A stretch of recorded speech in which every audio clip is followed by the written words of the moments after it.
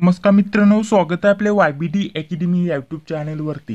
मित्रांनो, GMC नांदेड पदभरतीचं परीक्षेचं वेळापत्रक आणि परीक्षेचं स्वरूप प्रसिद्ध झालेलं आहे। त्याबद्दल संपूर्ण माहिती आजच्या व्हिडिओच्या माध्यमाने आपण जाणून घेणार आहोत, तर त्यासाठी नक्कीच या व्हिडिओला पूर्ण बघा।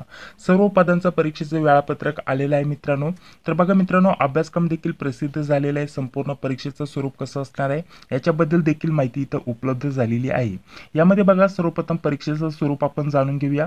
सर्व पदानुसार जर म्हटलं तर हेच परीक्षेचं स्वरूप आपल्याला बघण्यासाठी भेटलेलं आहे।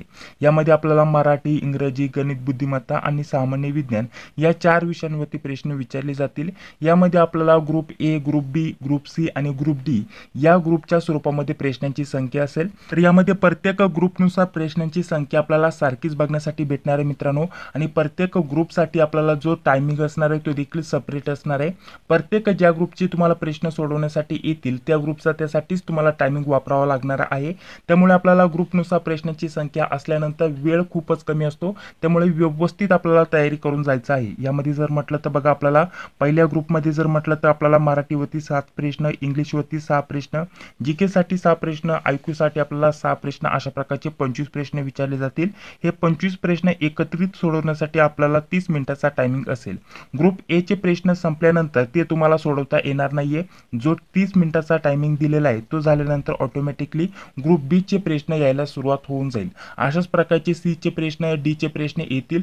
प्रत्येक ग्रुपमध्ये जेवढ्या विषयांसाठी जेवढे प्रश्न दिलेले आहेत तर त्याच्यासाठी जो टायमिंग दिलेला आहे त्याच टायमिंग मध्ये तुम्हाला हे प्रश्न सॉल्व्ह करावे लागतात। त्यामुळे आपल्याला टायमिंग खूपच कमी असतो मित्रांनो, तर त्यासाठी व्यवस्थित तुमची तयारी असणं गरजेचं असणार आहे। तर बघा मित्रांनो, परीक्षेसाठी आपल्याला खूपच कमी दिवसाचा कालावधी बघण्यासाठी भेटलेला आहे। 25 जुलै पासून आपले पेपर सुरू होत आहे मित्रांनो। तर त्या हेतूने आपण अतिशय महत्त्वाच्या नोट्स देखील तयार केलेले आहेत, तर त्या नोट्स बद्दल माहिती जाणून घेऊया। त्यानंतर प्रत्येक पदानुसार आपला पेपर कधी असणार आहे, कोणत्या शिफ्टला असणार आहे याच्याबद्दल आपण माहिती जाणून घेणार आहोत। तर बघा मित्रांनो, यामध्ये जर म्हटलं तर आपण प्रत्येक विषयानुसार सेपरेट नोट्स उपलब्ध करून देतोय। प्रत्येक विषयाच्या टॉपिकनुसार आणि सेपरेट नोट्स असणार आहे 100 ते 150 पेजेसच्या। यामध्ये आपल्याला मराठी, इंग्रजी, गणित, बुद्धिमत्ता, IMP, जीके, चालू घडामोडी, लेटेस्ट TCS पॅटर्ननुसार झालेल्या 14 ते 15 प्रश्नपत्रिका या देखील आपण प्रॅक्टिससाठी उपलब्ध करून देत आहोत।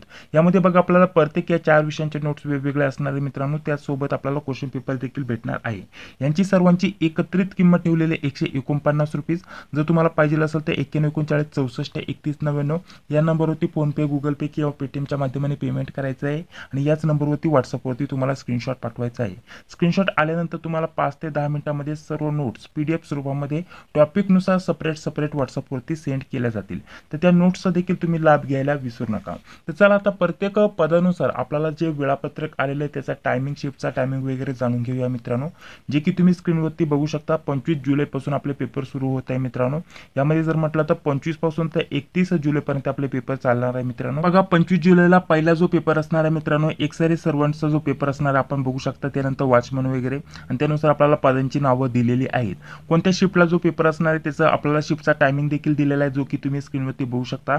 26 जुलैला देखील 3 शिफ्टला पेपर असणार आहे। कुक, बार्बर, क्लीनरचं जे पद आहे तर या 3 पदांचा पेपर असणार आहे मित्रांनो। त्यानंतर 27 जुलैला देखील आपल्याला या 3 ते 4 पदांचा पेपर झालेला बघण्यासाठी भेटणार आहे मित्रांनो। अशाच प्रकारे जर म्हटलं तर 28 तारखेला जर म्हटलं तर माळी वगैरे जे बाकीचे पद आहे त्यांचा पेपर असणार आहे।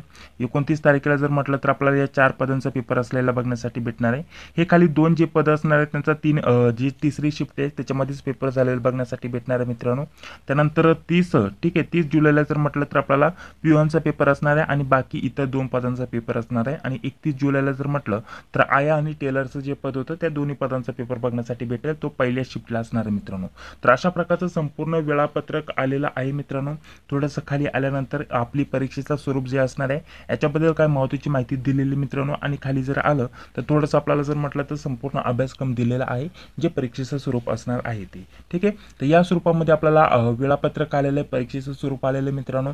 आपले पेपर लगेच सुरू होत आहे 10 ते 15 दिवसामध्ये, ठीक आहे। सर्व पेपर कव्हर होऊन जातील मित्रांनो। त्यानुसार तुम्ही तुमचा जो अभ्यास आहे तो व्यवस्थित चालू ठेवा मित्रांनो। तर अशा प्रकारचं हे वेळापत्रकाविषयी संपूर्ण माहिती मी तुम्हाला या व्हिडिओच्या माध्यमाने दिलेली आहे। या व्यतिरिक्त तुमचे काय प्रश्न असतील तर कमेंट बॉक्समध्ये सांगायला विसरू नका। हा व्हिडिओ जर आवडला असेल तर लाईक करा, चॅनलला देखील सबस्क्राईब करा, जी बेल येते तिलाही क्लिक करा। भेटूया आता पुढील व्हिडिओमध्ये। जय हिंद, जय महाराष्ट्र।